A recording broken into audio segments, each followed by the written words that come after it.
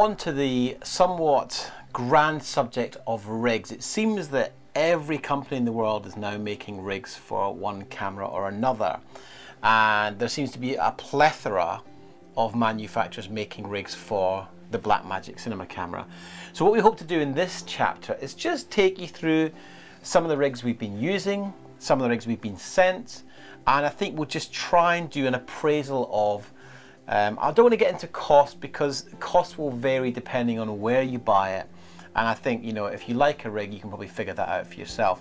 But let's talk about usability, strengths, weaknesses, and I think a key one for me is how quickly can you get the camera off the rig to just go bare bones. So James, this is the rig that you used largely on the New Covent Garden shoot, and you've had this rig for quite a while. Talk me through this rig. Yeah, well, this was a rig I had long before I started using the BlackMagic cinema camera. This is, I'm showing it in part form at the moment. This is C rig, and what I've got here is I've actually got the sort of the front half of it. It also comes with a shoulder support, but one of the reasons I don't use it in a sort of shoulder format is because I find that without massively counterweighting the back, then all of your weight when it sits on the shoulder is still really in front of you. It's not, I don't think it works for me as a balanced shoulder rig, but what I like to use it as is basically a kind of extension to a handheld rig.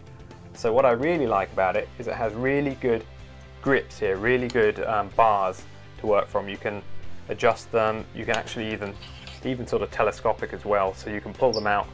And one of the things I learned a long time ago was that the wider you basically support the camera when you're working handheld, the more stability you get from it.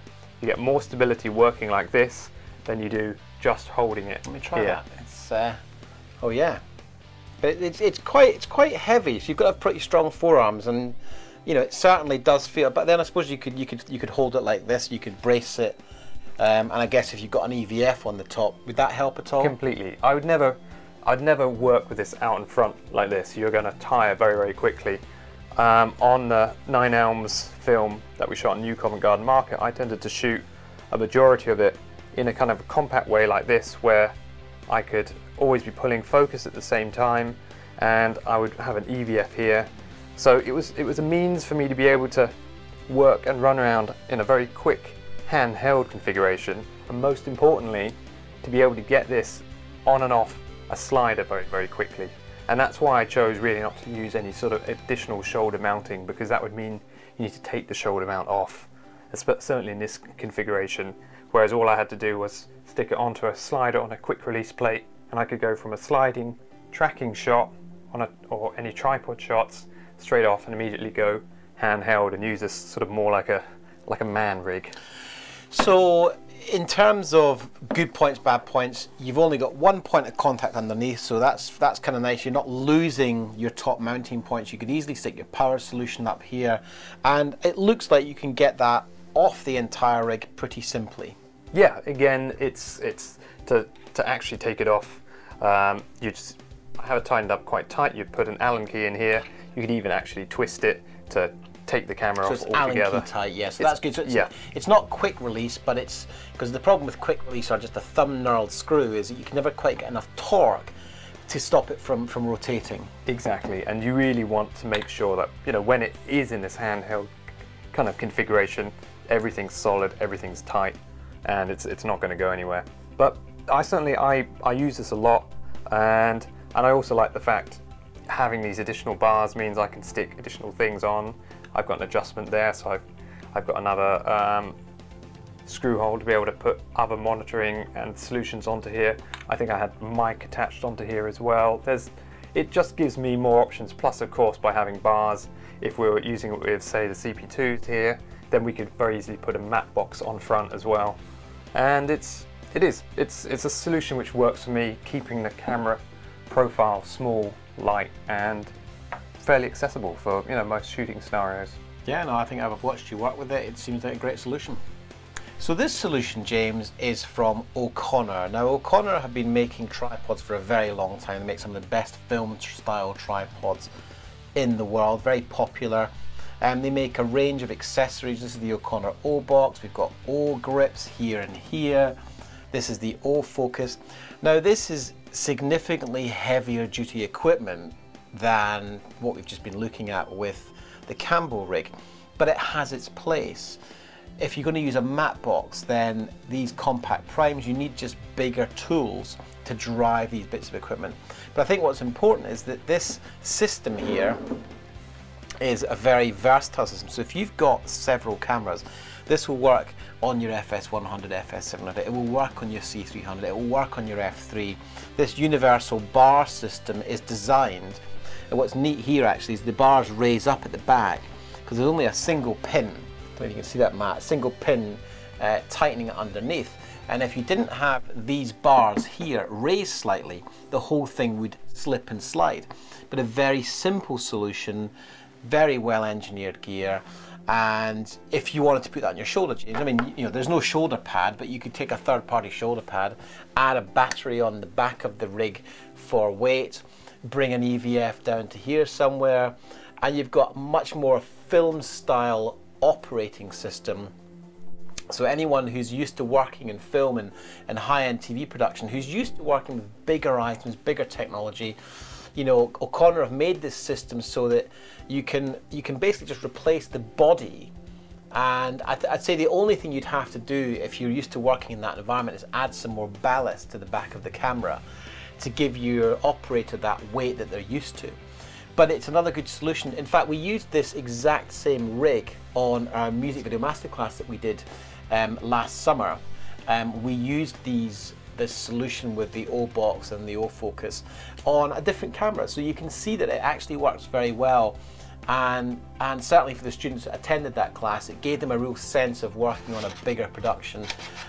So that's another good solution, which I think, you know, will suit certain people. It's certainly, James, much more heavy duty than your system. But how are you finding it? Well, it's good to have a matte box on here, especially when using it with, you know, the CP2s. You need to have some way of being able to filter these lenses to add ND onto them, because, you know, you're not going to be putting on a very ND screw-in filter. You need a means to be able to put 4x4 NDs in.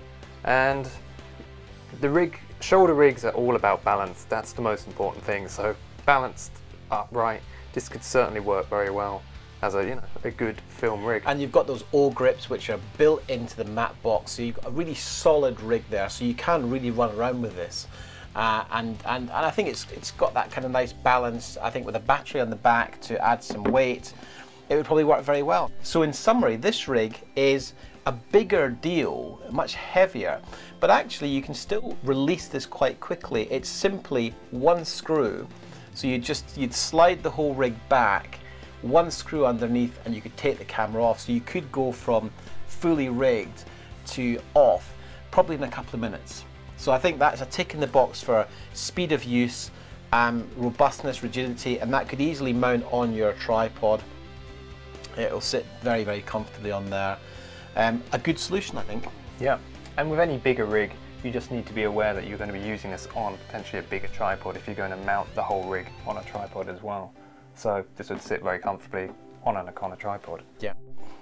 So James, on to a more traditional cage style rig here. This is from a company called Bebob. Bebob also make this wonderful power adapter. And this is a brand new rig from them. First observations is it's very lightweight, it's titanium I think, it's got lots of mounting points. This is a nice feature, the way you can mount an EVF here and slide this along this plate. But as a rig guinea pig, James, and you're not someone who tends to like to work with these rigs, have a little feel of that and see how that feels on the shoulder, and imagine your EVF was up here. It's got a nice choke on that. I mean, things I like about this instantly is you've got a top handle, so you've got lots of mounting points. It's good they've designed the EVF so that basically you never get any sway on a horizontal axis, because you need that EVF to always remain exactly parallel with the rig itself. So this is a good design principle to have put into it. And it, you know, certainly the center of weight. If you wanted to, you could actually move this whole thing, I guess, I wonder if this would move forward if you wanted to get that further back on your shoulder. So you've got some flexibility here to get the rig balanced the way you want and have the EVF, exactly where you want. If you wanted it up here or you wanted it down here, you have that scope to position that. And this is obviously an additional point where you maybe could mount a follow focus or maybe a matte box. You don't need to mount that, maybe the matte box upside down. That, of course, that's what's crucial. It's basically adapting the rig to your own posture, your own shooting style, and making sure that it is well balanced and it feels comfortable, not just for 10 minutes on your shoulder, but for 8 hours plus on a shooting day. Yeah, well, I mean, interesting. They also make this rig here, which is the universal cage system, which is a very, very nice rig. It's got this sliding base plate, so if you're on a tripod and you're using a large lens, the whole thing can slide one way or the other to give you the benefits of balance. Now this is they're a much higher end rig, and this is a universal cage, so you can use this on multiple cameras. I don't know if I'm necessarily the biggest fan of cage systems. I mean, there's nothing wrong with the design of this stuff. I think it's beautifully made. They're a really nice company. And I used this when I first shot Southwold, because it's the only rig that I had at the time. So again, it comes down to how do you like to operate. Certainly this one here is a starting point of, I think, about 395 euros. So it's a pretty affordable starting point. But let's just move this out of the way for a second and talk about the kind of the key features. Obviously it screws in from underneath, and it's got this cage style rim that goes around the front of the camera. So you can still grab it and go handheld this way if you want, but it's pretty heavy if you were going to do that. I guess the next question is if you wanted to come off of this rig quickly and just go handheld with the camera alone, it's not a 2-minute job. You've got 2 Allen keys here and on the front, another Allen key underneath, so you're looking at 4 or 5 minutes to strip this off the rig. So I think if you're going to consider a rig like this, and it's beautifully made, and I don't know what the full price would be for the battery adapter and the top handle. This top handle actually has the ability to swing around, so if you didn't have this EVF mount on, you can just use the top handle, I think, as an accessory on its own, and swing this around like so to get the camera into the position. You've got to just ignore that handle's on there, the choke's on there.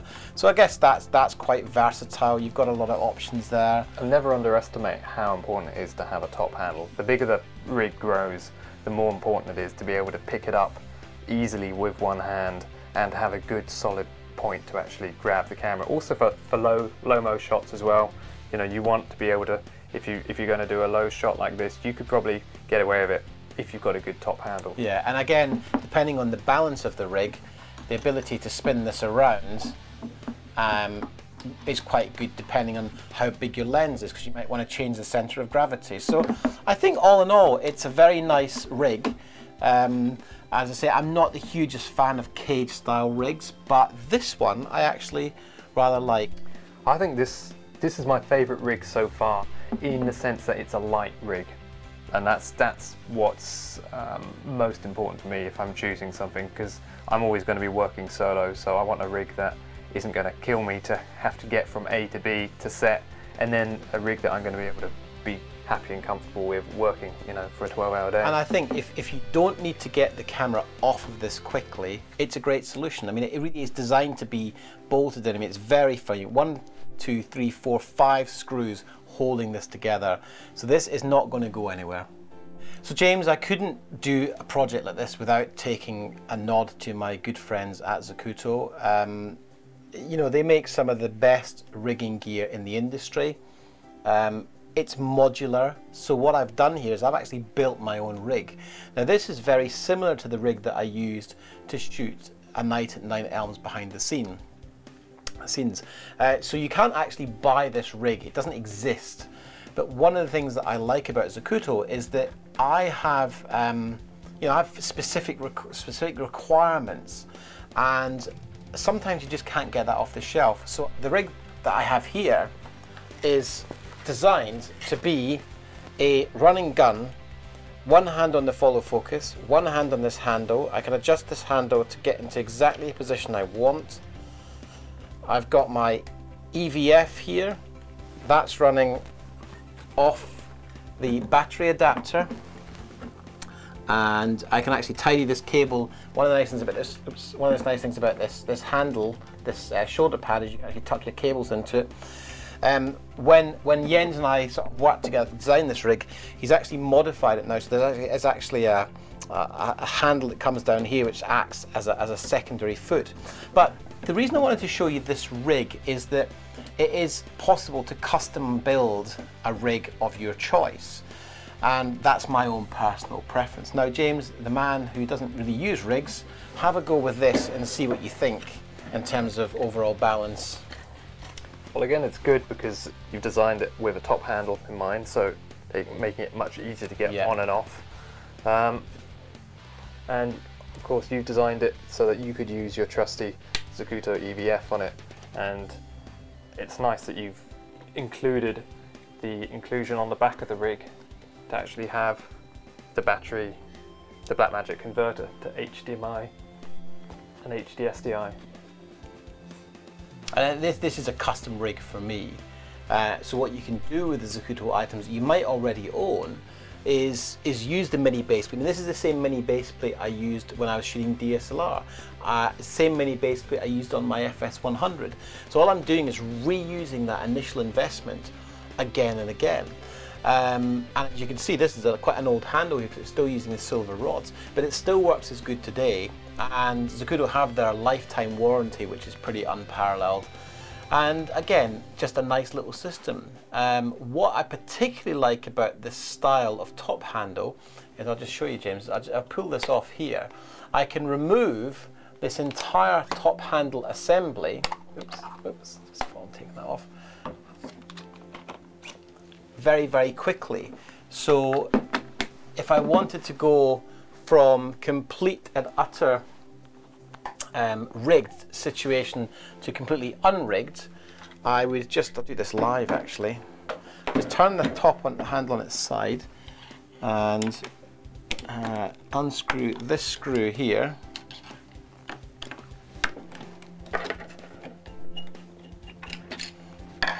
Take the power out. If you remove that way, James, there I go. Camera's completely off the rig and I'm ready to go run and gun. Similarly, if I wanted to and not have the EVF, I could just have this handle on here, and you've got a very nice simple handle solution. You can put monitors in here, you can put any type of accessory. If you want to turn the handle around, it's just a simple question of turning it around like so, and you've got the handle there. So it's a personal favorite of mine.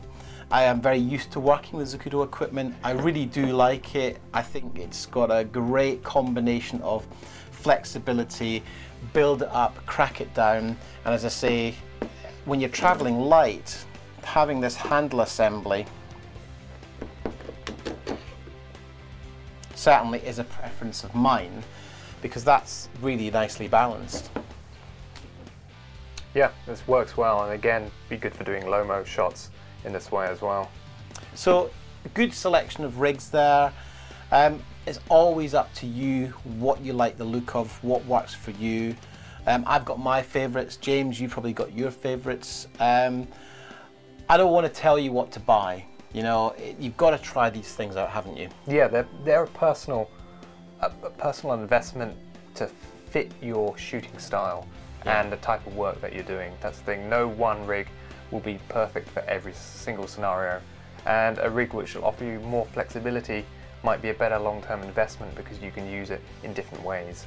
And I think, you know, we've had a good look at some nice rigs today. So great stuff.